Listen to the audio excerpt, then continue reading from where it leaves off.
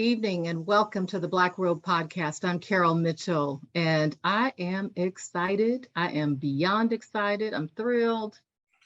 I have to pinch myself because tonight I am celebrating. Many of you know I've been celebrating for 63 days. I'm on like day, I don't know, 37 of 63 days of celebration of my birthday. And so guess who's in my house tonight celebrating with me?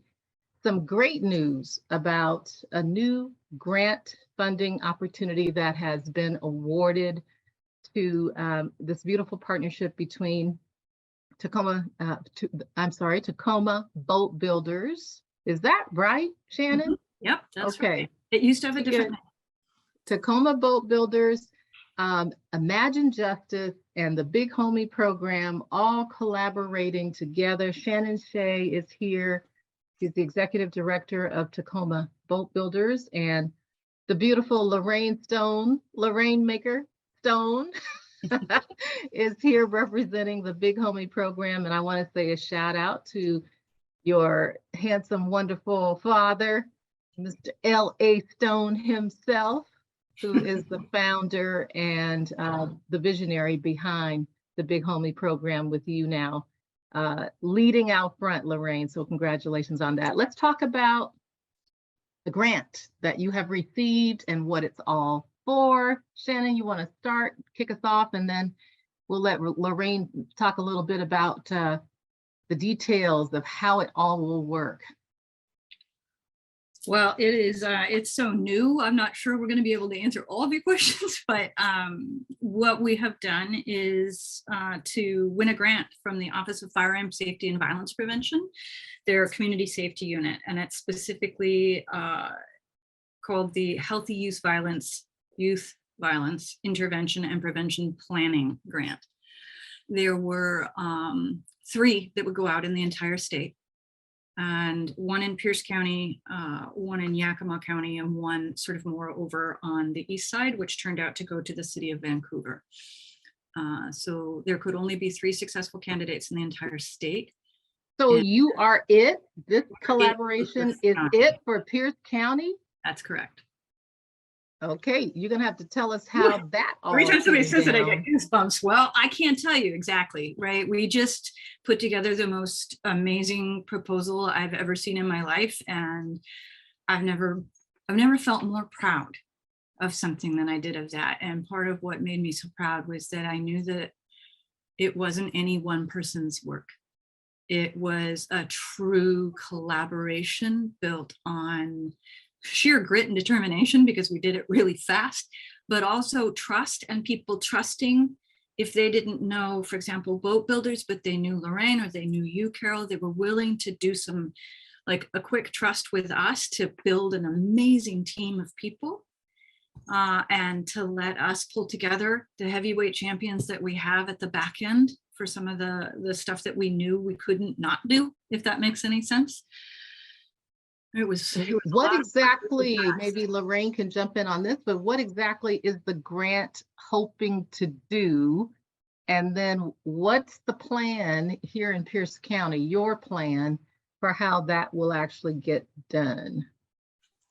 So our outcome is to develop a strategic action plan that is going to guide a shift in resources and approaches that address violence at the very root cause, including structural racism and oppression. So we really are looking to find the gaps in the data that exists now, and take these evidence-based approaches and this evidence-based data, and as well as the knowledge from the grassroots community and experiences, and marry the two and find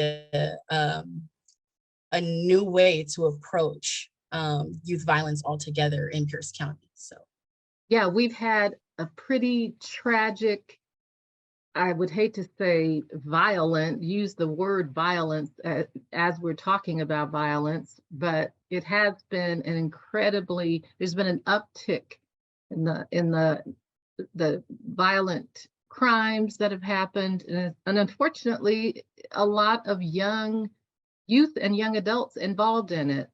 And so how is it that you're going to engage? I mean, obviously we have the beautiful young Lorraine. You're young and beautiful too, Shannon. Not So that am young. I. We're all beautiful and young, Just say, but young at heart. Lorraine's younger.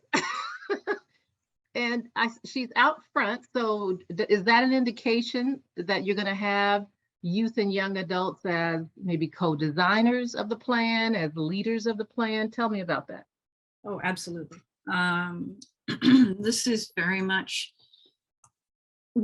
it's a balance between, but very focused on people who have direct lived experience with the impact of violent crime or just violence, right? And particularly it's focused on gun violence. And so with your help and the help of folks from the Washington Alliance for Gun Responsibility and Lorraine's help, and also Caitlin Oler, who is the director of the Imagine Justice Project, we were able to pull together a team that is heavily weighted towards people with lived experience, heavily weighted in addition with folks that are, we've got young people here. We also have a few very carefully chosen anchor members on the team. We tried to keep it at 10, but we couldn't. There were just too many good people. If we weren't careful, it was going to wind up being 25. I think we wound up with 15. I'd happily read off Lorraine, does it seem like a good idea to read off the names of the people here? And this is your planning committee that's going to help you? Mm-hmm. Yeah, so this is the community-based planning committee that came together in part, not entirely, but in part because of the meetings that we were all part of that were organized by Shalisa Hayes. And I think that would be one person I really feel like we have to bring out and highlight, because none of this would be happening without her. Yeah, the Alliance for Gun Responsibility really acted as a convener and called, put a call to action out to those of us who work with and try to uplift youth and young adults, and not only in terms of violence, but just in terms of their overall well-being and capacity to thrive. And so it was a pretty powerful group, and lots of people of color were represented there, and organizations like the Big Homie program present there too. I do want to just take a minute and maybe talk a little bit about what each of you do in that work to support youth and young adults, because oftentimes organizations go after this funding and they don't really have much to offer youth and young adults beyond, some sort of, I don't know, I guess I would call it old school programming that may or may not resonate with young people today. They're looking for something different than what worked for Carol Mitchell when she was 14, right? So what is it that Boat Builders is doing? Maybe let me start with Lorraine. What's the Big Homie program doing for young people that perhaps puts you in a better position to understand the issues of violence and how to address them? Well, Carol, you're familiar. My dad is the original founder of the East Side Bloods in Tacoma. So, work really starts there, right, in his community. And we are a mentorship organization. And so that's largely what we focus on. And, addressing home first, right? Like East Side, Tacoma, and then Pierce County. And so doing just mentorship work, offering spaces where they can come and talk about the things that they're seeing in their community, where they need support, providing resources when we can, and also connecting them with resources around Pierce County. So mentorship activities, it could just look like a number of things really based on their needs. And we are serving youth who are in gangs in Pierce County. That's our niche. So that's what we do. That's a very specialized niche. It has to be very personalized and customized. You have to be trilingual, right? Yeah. You gotta be able to communicate in a language that young people who are gang affiliated will respond to and understand. And what about boat builders? You know, when you hear the word boat builders, Shannon, you don't automatically think about violence prevention. So make the connection for people who don't know what you're doing down there with all those carpentry tools. Well, it is kind of a weird puzzle, isn't it? Like, and it's so funny because we around here, we're like, it is so beyond boats, it's not even funny. But it started with boats. So the Tacoma Boat Builders, originally called Tacoma Community Boat Builders, and it was tough to take that community out, but nobody could ever remember all 4 words. If we were to do it again now, we'd probably do something different, partly because of where we are now. The thing to know about Tacoma Boat Builders is it was formed to respond to the probation transformation that was happening at the juvenile court in Pierce County, and the need for programs and community that were willing to take on young people that were being given opportunity probations and community supervision rather than being incarcerated. And so there was an originating goal with the first program that started here to support young people that would otherwise have been incarcerated, and to give them a connection to community with caring adults who could mentor them, not in the way that Big Homies does. That is not in the wheelhouse of the original boat builders at all. It was about skills. It was about building confidence. It was about putting tools that could be used as weapons into the hands of young people and teaching them about being useful, right? And useful to themselves and building that confidence in themselves, and maybe thinking about a world beyond the world that they were currently living in. And that started in 2014. I think the connection to youth violence in particular isn't just the court connection, it's my background. So my background is pretty intensively invested in working with populations that have been impacted by human engineered trauma. So I've worked with child soldiers. Yeah, you have had a life. Yeah, migrants, refugees, and part of, you know, my last big kind of gig was out of Mexico, working with migrants and refugees that were working their way from south of Mexico, so South and Central Mexico, or sorry, Central America, and right, all the distorted mess that is happening in the Southern Hemisphere, and moving their way up through Mexico, right, across the border and into the US, and in many cases trying to get to Canada. And a big portion of my experience was with all the people who ride the trains, the bestia, and that the gangs that run all of that, and you know, the narco trafficking and the arms trafficking and the human trafficking, and what it takes to survive that and get to the border. I have seen a documentary on the people who ride those trains and how dangerous that is and unpredictable. I mean, you really have to have some tenacity to want, you got to be really focused on getting where you want to be to go through that. I do want to bring us back though. Thank you, Shannon, because I think that work, it may be more relevant than we care to admit to what we have in front of us in Tacoma. It is, and that would be my point, is that what I bring to this work, what I brought to boat builders, was that eye towards prevention, and that the stakes are genuinely high. We are not kidding around. We have young people shooting at each other and being shot, who are dying or being incarcerated and having their lives destroyed either by their own choices, right, or by the choices of others. And so we're not kidding around. So lay out for me the plan of attack that this grant funding is going to allow you to create. What's happening next, and how does the community get engaged with it? Give me just sort of a layout of what your next steps will be. And I think that's you, Lorraine. What do you think? Yeah, so the original vision of how this all came together was put together by Caitlin, who is on maternity leave, so not here at the moment. But basically, there's multiple ways that we're going to be engaging community throughout the course of this project. to start right now, some of the things that we're working to develop would be tools that the community can access to maintain transparency as we move through the timeline of this thing. So we have a website that'll be going up that people will be able to visit to get all of the latest updates. We'll be producing videos, different media, pieces of media content.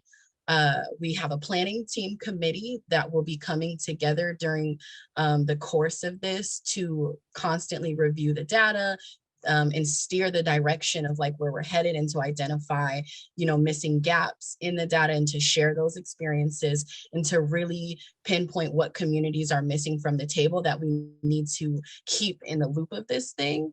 And our planning committee is amazing. And I truly believe like with them, Yes, we are. yeah, with them, we're going to be able to touch so much of community. I mean, pockets we probably wouldn't have in a traditional method of like doing this plan. So we're very proud of it. We'll be having stakeholder groups. We will be having forums. There will be community surveys that go out through multiple streams to reach folks. People will be fed, they will be cared for, compensated for their time, all the important things of like bringing community in and embracing them. We're putting together and doing. And I think one of the things that's really important too is like having a feedback loop for them. So we know that what we're doing can, if it needs to get better, or, do we need to make changes or what? So those are all things that we're looking at. We have a communications consultant, Daryl Cruz. Shout out to Daryl because he does many wonderful things in Tacoma. And Daryl will be working with us to make sure we really reach those people in community. So yeah, I think we thought about all the things, and where we haven't, like we have a great team, and we're just, we're ready to improvise and just bring this thing together. So. Well, I'm very pleased to have been asked. I would say encouraged strongly by a certain Lorraine Makerstone to participate. And, my bias being in favor of youth and young adults being prioritized in the design process.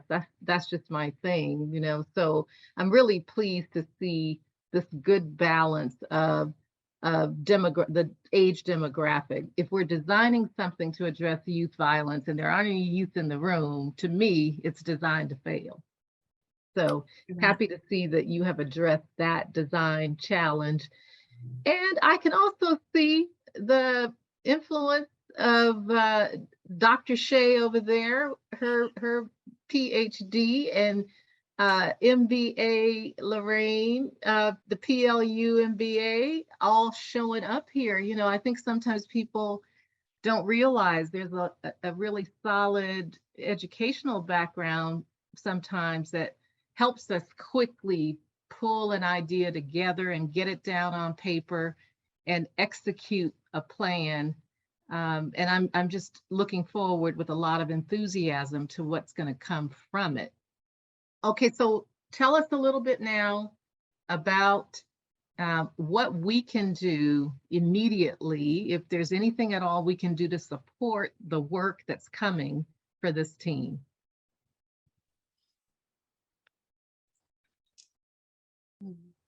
What do you think? I need a second to think about that one. Yeah, I was going to say Lorraine and I were talking earlier today. There's the trust building. One of the biggest challenges with this is that it has to happen between now and June. The whole thing, an actual strategic plan has to be delivered to the Department of Commerce by the end of June of next year. That's 42 weeks, if I remember right. I could be wrong on that number, but it's not very much time. The contract has not yet been issued. We're already working, everybody's working on faith and trust. And I think you, Ms. Carol, and Lorraine, and everyone that was coming to the Alliance meetings, and everyone that's connected to each of our networks that we depend on to roll this work out, we're all going to have to cash in some of our trust chips with people and help get people to the table and help both build and insist on a culture of inclusion and cooperation that requires, and I hope ultimately, this is what I want. I told Lorraine this earlier today. I'm like, I hope I have a whole bunch of really good friends when I'm done with this. I think if we walk away from this having eaten together and talked together and really worked hard together on something we all care so much about, and this was, I think, part of our pitch when we got to interview, and we had to interview. We didn't just put in an application, we had to interview because there were 4 very highly qualifying proposals. Anybody we know? There is, and I want to give them credit, right? Because there was a pledge of participation and cooperation regardless of who got this. Great. And so, you know, Dr. Lisicich from Safe Streets, and, you know, she's been paving the way for a long time. And it was important to have that conversation and have that agreement that whoever comes out in the front, everybody still has an interest in making sure that Pierce County is really doing impactful work. It doesn't mean that it's going to look the same. It's going to look completely different. That's why there were 2 applications, right? And, you know, everybody's going to have to dust themselves off after the surprise. But I think myself, we're not surprised, but other folks sort of, might be. Yeah, there are some people who are a little bit surprised, and I don't want to be ugly about that. I think what I am is grateful. Well, grateful. Everybody has a time, and Yes. you know, when your time comes, nobody can stop your purpose from unfolding. If it's your time, it's your time. And yeah, and certain organizations had a moment just like this when they hit the scene and totally revolutionized what was happening in Pierce County for youth and young adults. And now this is the opening for, you know, another and different approach that can come along beside that one and fill some of the gaps. It's not either or, it's both and. Yeah, exactly. And so that sense that this community is ready for something new. And what for me was the amazing thing was it's not just this community, right? We convinced the Department of Commerce, and that wasn't for a lack of a whole bunch of other people laying down the groundwork ahead of us, right? And that's why I wanted, again, to shout out Shalisa Hayes in particular, but there were other people too, you know, Tawana Nobles and the work that she's doing with at least one of the people on the planning team. And there are just so many people that are doing the really hard work here to make sure that we get it right, or more right than we've ever gotten it before. And it's the credit to the team. That's the thing. It's not, I keep saying to people, it's like, it's not me. It's Lorraine, and it's Carol, and it's Shalisa, and it's Caitlin, and it's the folks that we, you know, are bringing in as the researchers who were willing to take a chance on us, you know, and we're willing to put a little bit of faith into things as well. And I think that's also true of everybody else on the planning team, and will continue to be so as we move our way out into the community. And you can bet my favorite thing is the phone calls and text messages and conversations I get to have with Lauren Stone. Right? Already I know. so much fun, and it's hard work, but it's fun. I'm not saying Lawrence is hard work. The work is hard work, but it feels like a moment in time. Something important has happened. A portal has opened. We jumped into it, and if we didn't all jump together, we wouldn't have gotten it. Yeah, and I think it's a beautiful design that you and Lorraine Stone are, and Caitlin Oler. Yes. That I want to make sure she's not here, but yeah. you need to kind of hold her here, even though she's not sitting here with us. She's got a beautiful baby boy she needs to be paying attention to right now, but she sent us here with blessings. So yeah, blessings to Caitlin. You know, she had reached out a year or so maybe ago to me to talk a little bit about what Imagine Justice might be doing in the future. yeah. But I just like the fact that you do have this tripartite leadership team all coming together around a joint vision. And so that's a very beautiful thing. Mm-hmm. A threefold cord is hard to break. So Lorraine Stone, proud of you. Thank you so much for stepping up and into this. I know all your PLU peeps are watching your star rise. And I know your father is thrilled and excited for you and to see you spread your wings, as am I, Auntie Carol. And Shannon Shay, you know what I call you. I won't say it on the podcast, but definitely a partner in the work when it comes to equity and justice for all, which is the mission, of course, of IBJ. So true justice, no exceptions. And the two of you and this work around youth and young adult violence prevention is definitely in that pathway, heading us toward true justice. So thank you for being here tonight. Any final comments from either of you? Anything you want to be sure you say, or a shout out to anyone before we close? Right. No, I think we've shouted out everyone. I hope. If we didn't, we're sorry. And we still love Yeah. you. I mean, we keep saying out Caitlin Oler, but I think there is a Imagine Justice Project, which Caitlin is the director of. If you just give me a little minute to tell just a little bit of the story of that, because it's part of the story. The Imagine Justice Project is quite young. It's just barely a little fledgling itself, but it has its roots in an effort that's been going on for years that started as the Youth Serving Agency Network, right? Which were all organizations that have some kind of program that serves court-connected youth. And there are many of us now, right? What started out as just a handful of organizations is now, I think, almost 30 organizations in town that come together, and they were led by Caitlin. It originated at Safe Streets in a partnership between the Pierce County Juvenile Court and Safe Streets. But over the time, it took on a life of its own, right? And the people that were coming to that meeting just kept pulling on it and pulling on it, pulling on it, and making it their own and steering it. And during the pandemic, the height of it with the shutdown, and so many of the systems just completely knocked sideways and not doing what they were set out to do. There was this disruption, and some of it was a blessing, right? Fewer kids going in the front door of the court, but there were a bunch of young people who were not getting what they needed. And there is a core group of people at the YSAN who stepped up and came together and started meeting and pulled together money and created a plan and started doing the work ourselves. And so you've got our Sisters House and Hilltop Artists and Alchemy Skateboards at the core of that, as well as, at the time, Caitlin with Safe Streets, and then Boat Builders. And we just kept coming together and coming together and coming together and finding ways to do things, in part because of the second piece of Imagine Justice, which is an AmeriCorps project that hosts 20 AmeriCorps members, all in one cohort. And they prioritize people with lived experience, broadly construed. So this could be impact with systems, it can be violence, it can be homelessness, it can be mental health challenges, it can be the foster system. It's all those different pathways that disenfranchise people and prevent them from being able to become, right, their most thriving, fulfilled selves. And they bring them together, and they don't just put them out there and have them stuffing envelopes. These are young people who are out there to contribute to their community, and they will hold you accountable and in no uncertain terms. And they go out there into all these different organizations, and then they come back to their core group.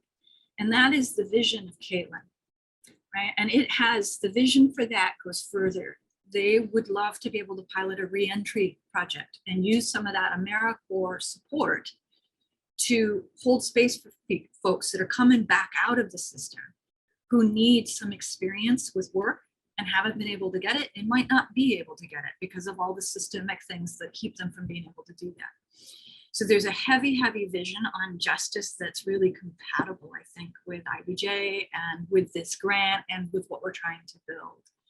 And it's really exciting. And the other piece of it is the peacemaking initiative that hopefully we'll get to talk about maybe some other time, but that's really about relationships and keeping our hearts right here, like knowing all the time, why are you doing this? How do I connect with you, Miss Carol?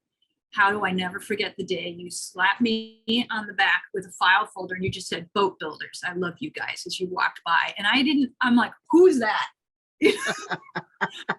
I hadn't met you yet. I only knew your name. But I knew that this powerful woman walked through the space and slapped me on the back with a folder like she knew me and liked me and cared about me.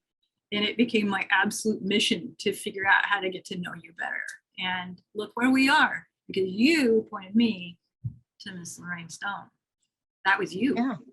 Well, you And it's know, all about relationships and embracing this community in the way that you do. well, I guess when our teachers are, how's that go? When the students are ready, the teachers appear, right? And I live by the belief, Shannon, that Lorraine has something for me and I have something for her, and you have something for Lorraine and you have something for me. It's never a one-way street. We are in each other's lives at this moment because there's something that each of us is going to benefit from that only you and me can give to the other. So Yep. especially tonight, thank you for the time you gave. I'm looking forward to having you come back and share your progress and especially the plan when it is complete. Yeah. So before June, right? Well, probably like June 29th, but yes. No, there'll be a draft plan in place before that, but the final plan that is going to be delivered and then pushed out, that'll be at the end of June.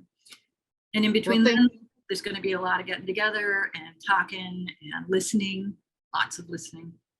yes, and thanks to the planning committee members. We didn't mention all the names because there are quite a few tonight, but maybe the next time you come on, you'll bring Caitlin, maybe even bring the baby, and one or two of your planning committee members can join in the next time for the update. So thanks very much to you, Shannon Shea, Lorraine Rainmaker Stone.